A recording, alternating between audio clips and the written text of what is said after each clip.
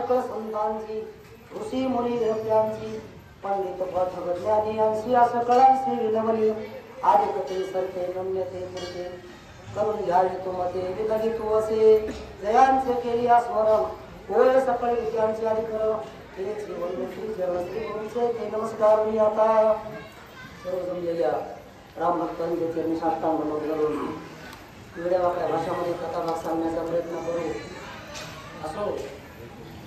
जो दुसऱ्यावरील विश्वासला त्याचा कार्यभाग बुडाला. स्वतःकडे सामर्थ्य नसल्यानंतर दुसऱ्याच्या बळावरती आवडल्यानंतर माणसाची फजिती झाल्याशिवाय राहत नाही. माणसानं सहकार्य चांगल्याला करावा. वाईटाला सहकार्य केल्यानंतर वाईट दशाला माणूस पात्र होतो. ज्यावेळेस अशा सामर्थ्यानं स्वतःच्या नाविकान स्वतःच्या सैन्याला देऊन प्रभू रामचंद्राला मी मारेन अशा गर्वाच्या वाता करून पुढे आलेला वीर ज्यावेळेस सर्व वीर विरती केले नाशाला कारणीभूत झाले त्यावेळेस लज्जावान झाला. मी असला आहे मी तसला आहे असा लोकांना सांगतो. पळणाऱ्या लोकांना धीर देतो आणि आपलं सामर्थ्य संपादन करण्यासाठी पुढे होऊन पळणाऱ्याला मागे घेऊन त्यांची पाठ राख करण्याचा आवाका आणतो. असे जे चांगल्या लोकांना त्रास देणारे वाईट लोकांना वाईट करणारे लोक यांचं संमेलन भरून त्यांना बरोबर घेऊन सज्जनाला त्रास देणारे जे लोक असतात ते नेहमी अपयशी ठरत असतात. नाशाला कारणीभूत होतात. असा हा दूषण सर्व अंगाने दूषण वागणुकीमध्ये दूषण बोलण्यामध्ये दूषण आणि दिसायला सुद्धा दूषण.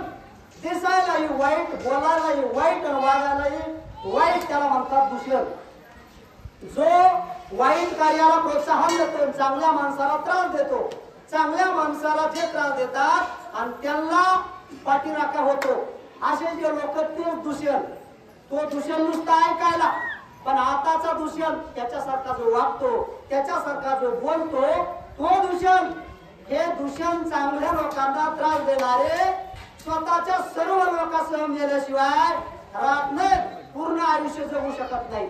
चांगल्या माणसाला त्रास देणारे लोक ज्यांना त्रास दिला त्यांचं देव रक्षण करतो का ते चांगले असतात. चांगल्याचं रक्षण करण्यासाठी देवाचा अवतार आहे पण चांगल्याला जे त्रास देतात त्यांचं रक्षण करण्यासाठीही देवाचा अवतार आहे ना. मग ते आज असो किंवा पूर्वी असो देव प्रत्यक्षात त्यावेळेस होता. आज प्रत्यक्षात जरी नसला तरी तो मूर्ती रूपात आहे तुमच्या आमच्या हृदयामध्ये निर्विकार रूपामध्ये आहे. तो वाईट वागणारा सुट्टी कुणालाच देत नाही पण वाईट लोक आपलं वाईट पण सोडित नाहीत म्हणून ते थोड्या दिवसामध्ये समाप्त होतात. चांगले लोक त्रास झाला तरी ते आपलं चांगले पण सोडित नाहीत. म्हणून पांडव वनवासी जरी झाले ते राज्यकर्ते बनले पण वाईट वागून दुसऱ्याचा हडप करून जे राज्यकर्ते बनले ते काही दिवस सुखी होते पण काही दिवसाला राज्यासह जीवनमुक्त होऊन नरकाला गेले. अशा प्रकारची अवस्था होते. मग तुम्हाला आम्हाला बोध मिळावा याच्यासाठी या कथा आहे. तिकडून तिकडं बाण मारला त्याच्या वनानं ते मेलं ते बहिरंगानं ऐकण्यासाठी या कथा नाही. आपल्या वागणुकीमध्ये बदल व्हावा बोलण्यामध्ये बदल व्हावा याच्यासाठी रामाच्या रामकथा आहेत. बहिरंगानं जे रामायण ऐकतात ते कधीही सुधरत नाहीत. अंतरंगानं जे रामायण ऐकतात आणि ते सुधारल्याशिवाय राहत नाहीत. ते वाल्या कोळ्याप्रमाणे वाल्मिक ऋषी होऊन स्वतःचा आणि सर्व आपल्या कुळाचा उद्धार करून अनेक बिघडलेल्या लोकांना सन्मार्गाला ते लावल्याशिवाय राहत नाही. ज्यावेळेस सर्व सैन्याची रणभंगारी झाली त्यावेळेस लज्जावान झालेला मी बोललो मोठ्यापणानं पण बोलण्यासारखं झालं नाही माझं गर्व हरण झालं म्हणून रागावलेला हा दूषण.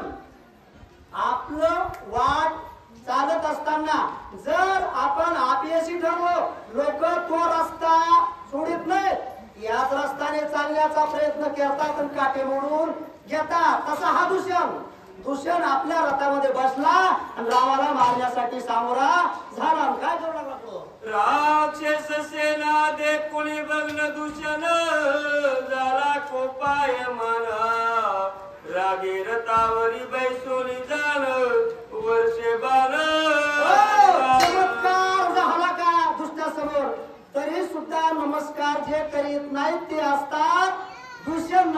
राक्षस करून सुद्धा चुकतात, ठेसा लागून सुद्धा पुढे बघत नाहीत, ते असतात राक्षस. त्याच्यामुळेच ते सुधरत नसतात. काही लोक अनुभव आल्यानंतर सुधरतात आणि मीच असून सुद्धा ते देव माणसं होतात.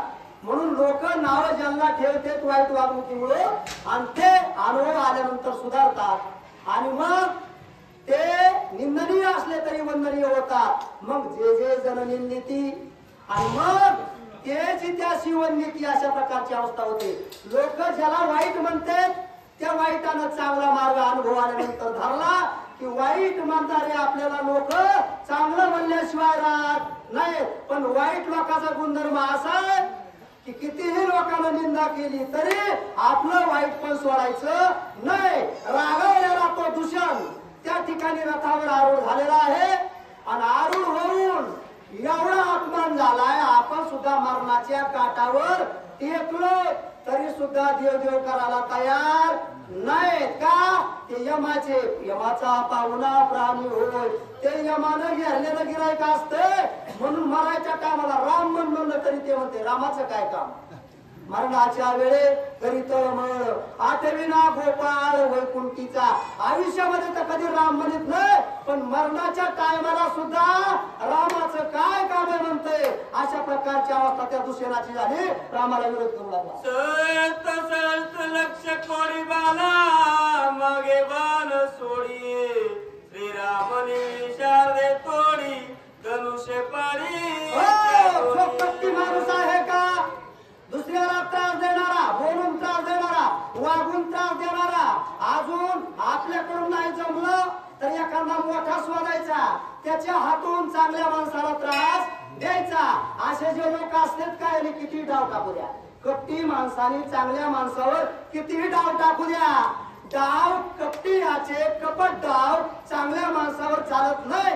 त्याचं एकमेव कारण चांगल्यातला चांगला भगवान परमात्मा त्याच्या भक्तीशी ते असतात रथ. म्हणून त्याचं रक्षण तो परमात्मा करतो. म्हणून ह्यांचे डाव फेल जातात आणि शेवटी मग त्यांचा डाव त्यांना बसतो आणि एवढा गाडलेला पैलवान पटकुनी पडतो. अशा प्रकारची अवस्था होते. मग एवढे लाखावर बाण सोडित होता पण चांगल्या माणसाला लाखावर जरी माणसं पुढे घातले करायच्या अंगावर काही उपयोग होत नाही. देव त्याची पाठराख करतो. लाखावरले माणसं सुद्धा माघारी येतात. अशा प्रकारची अवस्था झाली. एवढे माणूस सोडले पण रामासमोर काही चलत नाही. म्हणजे चांगल्या माणसासमोर वाईटाचं काही चलत नाही. रोगे तप्त झाला दूषण शक्ती गदा पडतळ सवेची रामे दाबान अति दारुण. रागावलेला आहे. आपली शक्ती क्षीण झाली तरी वाईट लोक आपलं कारस्थान सोडत नाहीत. वाईट लोकांनी कपट डाव करून कितीही चांगल्या लोकांना त्रास द्यायचा विचार केला पण यशच येत नाही तरी पुन्हा पुन्हा पुन्हा पुन्हा पुन्हा त्याला मारण्याचा ते प्रयत्न करतात. सर्व आपले शस्त्र अस्त्र रामाच्या बाणाने समाप्त झालेले होते. मग आता तरी युद्ध सोडून द्यावा का नाही. पण कपटी माणसं मरायच्या वेळेला टेकतात तरी सुद्धा कपट सोडित नाहीत आणि दुसऱ्याला त्रास द्यायचं सोडित नाहीत. मग हातामध्ये गदा घेतली. आता बाकीचे शस्त्र झालेले होते. गदा घेतली आणि देवाचं भजन करून वरदानानं शक्ती मिळालेली होती. आपण किती भजन करून आणि देवाचे वरदान मिळविले आणि त्याचा वापर जर आपण चांगल्या माणसावर केला का देवाच्या भक्तीचा वापर चांगल्याला त्रास देण्यासाठी जर आपण देवाचं बळ खर्च केलं तर देवाचं ते बळ तर चलत नाही पण देव हातपाय धुवून या पूर्वीच्या भक्ती करणाऱ्याच्या माणसाला वेळ लागल्याशिवाय राहत नाही का. अरे पूर्वी भक्ती केली पण माझे जे भक्त आहेत त्यांना तू जाणून बुजून त्रास देतो ना. अशा भक्ताला माझ्याकडे किंमत नाही. अशा भक्ताला मारण्यासाठीच मी उभा राहिलेलो आहे पंढरपूरला. असा हा भगवान परमात्मा आहे. हातामध्ये गदा घेतली, शक्ती घेतली, दाहुला दात खाऊन काय झालं चारी वारू चौबानी विंदोली पाडले धरणी तोडली साठा चाके दोन्ही तीन बालीचे. रामावर कपट कारस्थान काही चलत नाही. रामाचे भक्त तेच राम आहेत. दिसायला माणसं जरी असले तेच राम आहेत. त्यांच्यावर कपट डाव जे करतात का त्यांचे डाव ते चलत नाही. आणि मग ज्या वेळेस